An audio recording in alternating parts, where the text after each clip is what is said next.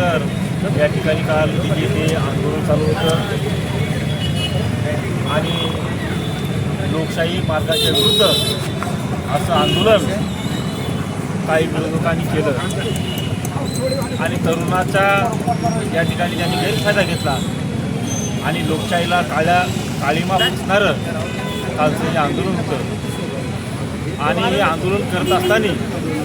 कालचं आमचं संसदेचं पावसाळी अधिवेशन चालू असताना काही विरोधकाच्या गुंडांनी त्या संसदेमध्ये घुसण्याचा काम केलं आणि राहुल गांधी यांनी या गुंडांना खतपाणी देण्याचं कामसुद्धा केलं. म्हणून आम्ही या ठिकाणी भारतीय जनता पार्टी, भारतीय जनता युवा मोर्चा यांच्या वतीनं आज या ठिकाणी राहुल गांधी आणि या महाविकास आघाडीच्या या पक्षांचा या ठिकाणी आम्ही जाहीर निषेध